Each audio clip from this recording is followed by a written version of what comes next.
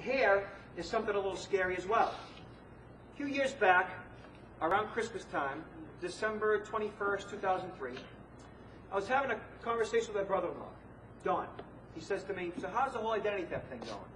I said, Don, you would not believe how easy it is to get somebody's social security number. He said, what are you talking about? I said, Don, I can go online right now and I can buy your social security number. He said, no, you can't. I said, Don, I'm telling you, I go online right now, I can buy your social.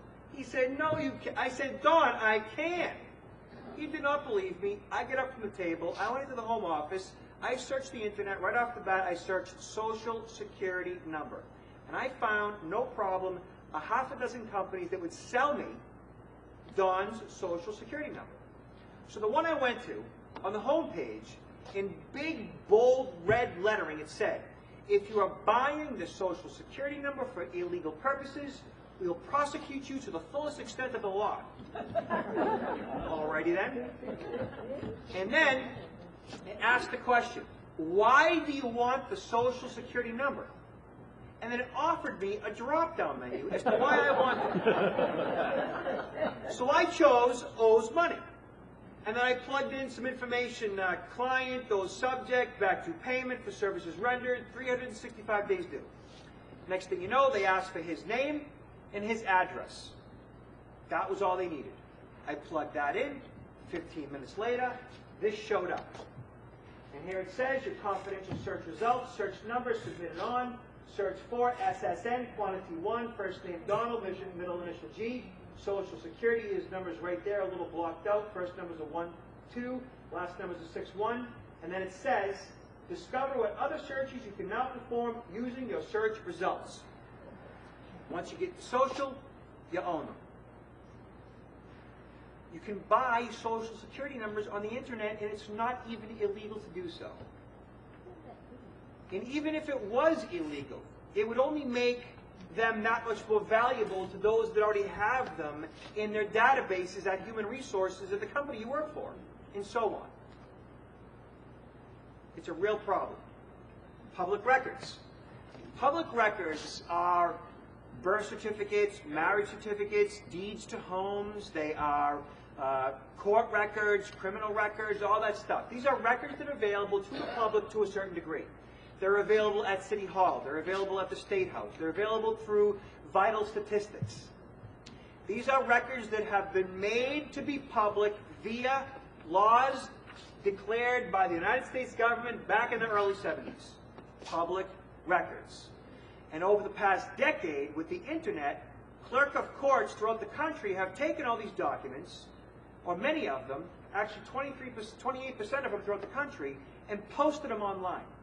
So instead of having to go down to the State House, instead of having to go down to City Hall, instead of having to go down to Vital Statistics, you can be in China, and you can pull up the web, and you can access the public records of all those in your city and town, or the city and town or anywhere in the United States.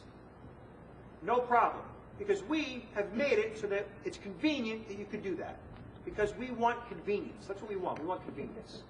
As a society, we want convenience. We don't want to work too hard. Instead of raking the leaves, we want a leaf blower. That's fine. But technology can also cause problems. And by making the information so readily available, you can see where we are today. So, how does a thief obtain all this information? They steal your incoming mail. Think about what comes in the mail on a daily, weekly, monthly, annual basis. For many of you, enough information to compromise your identity. They steal your outgoing mail. Think about what you put out in the mail. Every single week, or if you put the mail in the mailbox, the red flag up, think about what you're putting in the mail.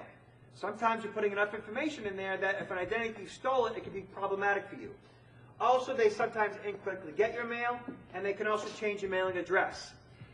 There's a problem with the postal system that they have a system where if you want to change your mailing address, then right now, the way it's set up, you fill out a change of mailing address card. And once you fill out that change of address card, then your mail is redirected after a short period of time. It's usually a week or two. And then after a couple, 3 weeks, letters go out to both locations informing of the change of address. But sometimes in that process, there's a little bit of a lapse, and if somebody else had changed your mailing address without you knowing it, then they could be getting your mail for that short period of time. So that system needs to tighten up a little bit. It's a little lax. It's not as tight as it should be. So somebody could essentially change your mailing address. You might not know it for a couple of weeks, not getting your mail, until you get a letter from the post office reminding you that you changed your mailing address a few weeks ago. So that system needs to be tightened up a little bit. Also, they can go through your trash. They can go through a dumpster. They can go through a dumpster at the corporation you work at, through the utility that you subscribe to, your cell phone carrier, your gas, your electric, and so forth. Think about what you throw away on a daily, weekly, monthly, annual basis. Many of us throw away enough information on a daily basis that our identities can be compromised. I throw away nothing with my name on it, or any account numbers, or anything that could remotely be tied back to me. I look at every single thing I throw away, or before I throw it away, and say, what could somebody do with this? And I think like a criminal, what could they do with this? And if there's any remote possibility, if you throw away a prescription bottle, what could they do with that? A lot. They get that bottle, they get all the information on it, they call the pharmacist, they pose as you, they get the pharmacist's name, they get the account number, they act as you, they recite your account number, the medicine you've just taken, and they do everything they can to convince that pharmacist that they are in fact you, which they probably will be able to do that because they're good at that, that's what they do. And that pharmacist may give them medical information about you, account information about you, could even persuade them to give credit card information about you, if they're good enough. Everything and anything that you throw away, you have to think, what could they possibly do with that? And destroy it. They could go through someone else's rubbish as well. They can steal it. They can steal it from your home. You may know them. You may not know them. It could be a friend, could be a family member, could be a babysitter, could be a contractor, could be your cleaners, could be a burglar. Also, they could steal a wallet or a pocketbook. Think of what you have in your wallet or pocketbook. I guarantee you, probably about 3/4 of this room or more, your identities could be stolen overnight if your wallet was lost or stolen. If there's enough information in your wallet that somebody can steal your identity, you've got a problem. If there's any social security numbers in your wallet, even if it's on an insurance card, it's a bad idea. You should not be carrying around anything that has your social on it ever. You show up to the hospital, they're going to treat you. Your insurance information, they'll get that eventually. You don't have to have social security numbers on you in the form of a Medicaid card or whatever the case may be in order to seek treatment. And then they can get it from inside an organization, which we talked about earlier. 70% of identity theft is done from inside of an organization. Those that have access to the data in databases and filing cabinets are often the ones that are doing it.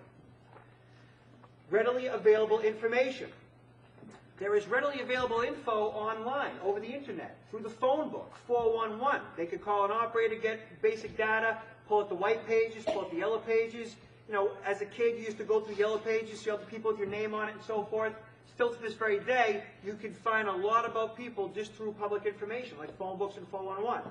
Online at Ancestry.com, genealogy.com. Your mom's maiden name is available online through Ancestry.com, just like that. Through birthday sites, ancestor sites, we talked about public records, courts, tax assessors, and so on. Readily available information that's just out there. It's right there for the taking.